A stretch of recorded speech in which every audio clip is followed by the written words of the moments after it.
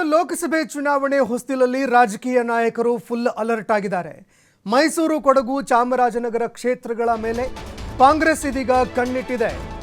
ಚಾಮರಾಜನಗರ ಕ್ಷೇತ್ರ ಹಾಗೂ ಮೈಸೂರು, ಕೊಡಗು ಕ್ಷೇತ್ರವನ್ನ ಗೆಲ್ಲಲೇಬೇಕು ಅಂತ ಕಾಂಗ್ರೆಸ್ ತಂತ್ರಗಳ ಮೇಲೆ ತಂತ್ರಗಳನ್ನ ಹೆಣಿತಾ ಇದೆ.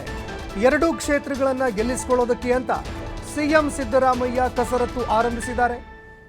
ನಾಳೆಯಿಂದ 3 ದಿನಗಳ ಕಾಲ ಸಿಎಂ ಸಿದ್ದರಾಮಯ್ಯ ಮೈಸೂರು ಪ್ರವಾಸವನ್ನು ಹಮ್ಮಿಕೊಳ್ತಾ ಇದ್ದಾರೆ. ಮೈಸೂರು, ಚಾಮರಾಜನಗರ ಅಭ್ಯರ್ಥಿಗಳ ನಾಮಪತ್ರ ಸಲ್ಲಿಕೆಯಲ್ಲಿ ಸಿಎಂ ಸಿದ್ದರಾಮಯ್ಯ ಭಾಗಿಯಾಗ್ತಾರೆ. ಬಿಜೆಪಿ ಸಂಸದ ಶ್ರೀನಿವಾಸ್ ಪ್ರಸಾದ್ ನಿವಾಸಕ್ಕೂ ಕೂಡ ಸಿಎಂ ಸಿದ್ದರಾಮಯ್ಯ ಭೇಟಿ ಕೊಡುವಂತಹ ಸಾಧ್ಯತೆ ಇದೆ.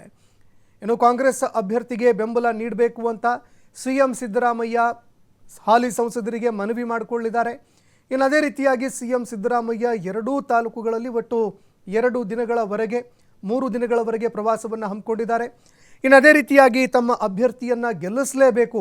ಮೈಸೂರು, ಕೊಡಗು ಕ್ಷೇತ್ರ, ಅದೇ ರೀತಿಯಾಗಿ ಚಾಮರಾಜನಗರ ಕ್ಷೇತ್ರದ ಅಭ್ಯರ್ಥಿಗಳನ್ನು ಗೆಲ್ಲಿಸಲೇಬೇಕು ಅಂತ ಸಿಎಂ ಸಿದ್ದರಾಮಯ್ಯ ಮುಂದಾಗ್ತಾ ಇದ್ದಾರೆ.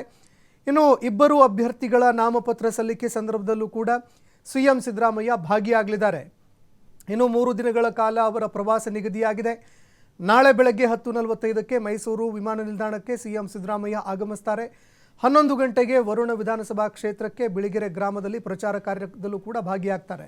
ಮಧ್ಯಾಹ್ನ 3 ಗಂಟೆಗೆ ಟಿ ನರಸೀಪುರ ಕ್ಷೇತ್ರದಲ್ಲಿ ಚುನಾವಣಾ ಪ್ರಚಾರ ಆರಂಭವಾಗುತ್ತೆ. ಇನ್ನು ಏಪ್ರಿಲ್ 2ರಂದು ಬೆಳಗ್ಗೆ 10ಕ್ಕೆ ಶಂಕರ ಮಠಕ್ಕೆ ಸಿಎಂ ಸಿದ್ದರಾಮಯ್ಯ ಭೇಟಿ ಕೊಡ್ತಾರೆ. ಅದಾದ ಬಳಿಕ ಏಪ್ರಿಲ್ 3ರಂದು ಸುತ್ತೂರು ಶ್ರೀಗಳ ಆಶೀರ್ವಾದವನ್ನು ಸಿಎಂ ಪಡಿತಾರೆ. ಏಪ್ರಿಲ್ 3ರ ಬೆಳಗ್ಗೆ 10:35ಕ್ಕೆ ಚಾಮರಾಜನಗರ ಜಿಲ್ಲೆಗೆ ಭೇಟಿ ಕೊಡ್ತಾರೆ. ಕಾಂಗ್ರೆಸ್ ಅಭ್ಯರ್ಥಿ ಸುನಿಲ್ ಬೋಸ್ ನಾಮಪತ್ರ ಸಲ್ಲಿಕೆಯಲ್ಲೂ ಕೂಡ ಸಿಎಂ ಸಿದ್ದರಾಮಯ್ಯ ಭಾಗಿಯಾಗಲಿದ್ದಾರೆ.